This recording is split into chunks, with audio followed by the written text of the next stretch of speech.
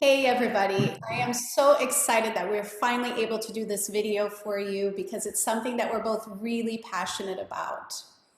Now, in these crazy times, I know that we are all having to spend way more time than we'd like in front of screens. And you've all no doubt heard that screen time isn't great for your health or the health of your kids, but we're here to talk to you about something else that you may not be aware of that is linked to these devices.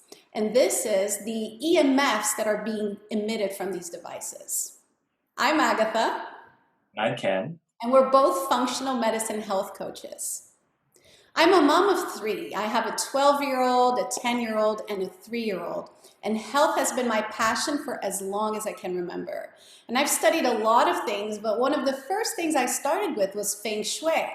And when you hear Feng Shui, you might think, oh, okay, it's about, changing the color of the room and moving your furniture around to create space. And what I learned in that class has changed my trajectory forever, which was the importance of the energy that you surround yourself with, both energy that's being emitted from the earth, but also what's being emitted from your electrical currents, from your devices. And what we were told then, and what I still remember now, is that it doesn't matter all the colors and the changes that you make in the house. Those are just details.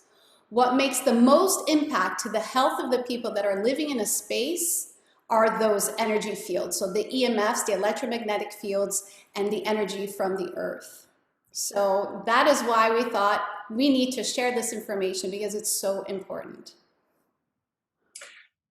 I'm a dad of two. I have a 6-year-old daughter and a 4-year-old son. I became super passionate about health about 10 years ago, and this was after suffering through a lot of personal health struggles. I had digestive issues, IBS, and really severe acne. And I kind of realized that I needed to kind of take things into my own hands after seeing lots of doctors and very little results. So I read everything I could get my hands on, just got extremely into anything fitness related, health related, diet related. But after a few years of doing this and having a lot of good results, I did find that, hey, maybe we're missing a piece.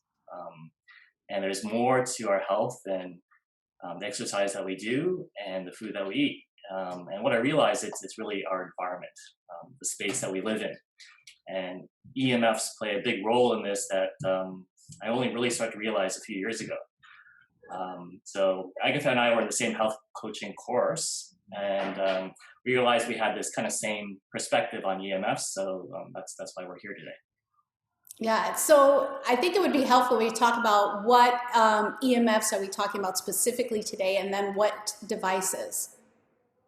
So it really is wireless radiation is the kind of EMF we're talking about, and there are many different kinds. So we're talking about your cell phone, the iPad, laptop, your game console, your Wi-Fi router, those sorts of things, the things that we use every day. Yeah, and so what specifically is this wireless radiation? So here is a simple analogy, right? When we go to the dentist and we need an x-ray done, the dentist, what he does is he takes this big lead apron, puts it on your chest, and before he presses the button, he runs out of the room. Now, why does he do that? It's because we know that X-rays are a type of radiation that's high powered and a lot of exposure over time causes damage. Now, we've been told by science that the kind of radiation from our phones and wireless isn't as powerful and isn't as damaging as X-rays. But that science is more than 50 years old now. And there are literally tens of thousands of peer-reviewed medical research done by world-famous labs and universities around the world that have shown that wireless radiation has both long-term and short-term health effects. Yeah, it's just crazy. And I think it's also because it's this kind of invisible energy field, and it's hard for people to really know what we're talking about. So maybe let's demo a little bit. We both have meters, slightly different meters, just to try to connect a little bit more what these invisible fields can actually maybe feel like or sound like in a way. So my meter that I'm going to use here is specific for wireless radiation. Okay, we have ones for different types of EMFs, and mine just makes noise. All right, so what I'm going to demo for you right now is what happens when you are making a call on your cell phone, which is something that we're all doing quite regularly these days. So I'm just going to turn it on. And you see it's just this kind of little pulsating blue light. Right now there's a little bit of fuzz, a little bit of noise because I am on wireless devices. But now let's see what happens when I make a call. Okay, so it's going through, and especially when that call connects, you hear how loud that pulsating sound is. And that's what's pulsating right up against your head. What do you have there, Ken? All right, so I have a meter here.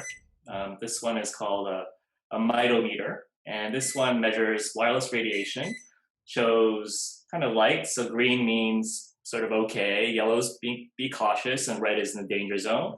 And it has kind of the measurements associated with those lights as well.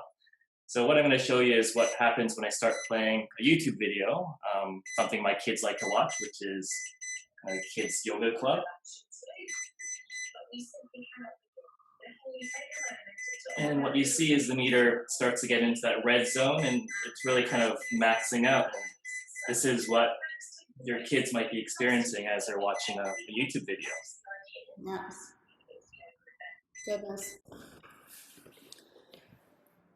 Well, I think it would also be super helpful if we show a little bit of what are the health effects that are associated with the exposure to these different devices that we're talking about. Okay, so I've put together a graph to help demonstrate this.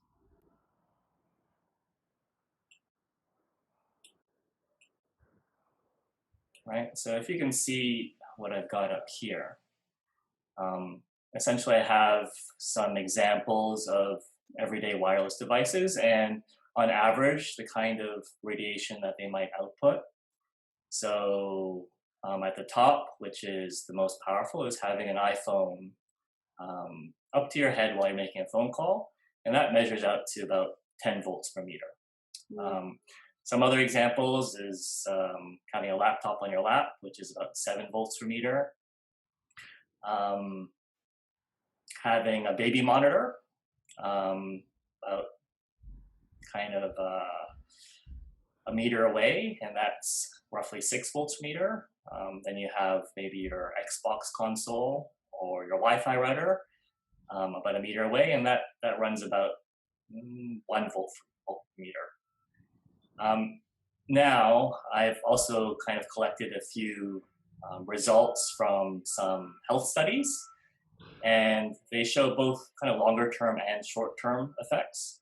On the longer term impacts, which can happen at levels of around 1 to 2 volts per meter, you have things like decreased male fertility, and you have increased kind of behavioral issues in children like ADHD. In terms of short-term effects, things like poor memory, decreased brain function, more stress, more fatigue, higher chance of headaches, and poorer sleep. And these all happen at levels kind of well below 1 or 2 volts per meter.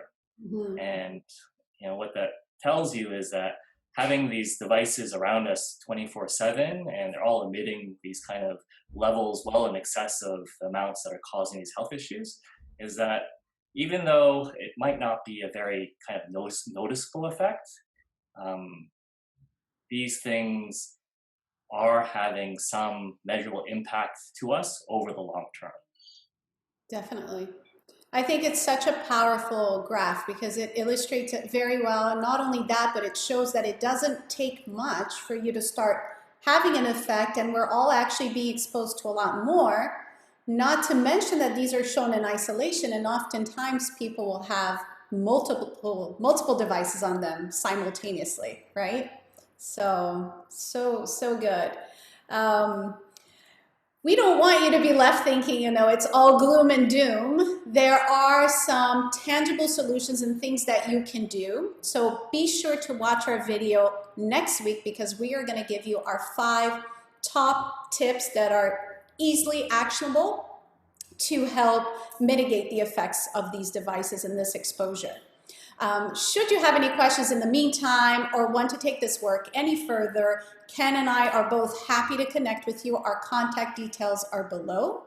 And for now, thank you so much for watching, and we hope to see you here next time. Bye. Bye.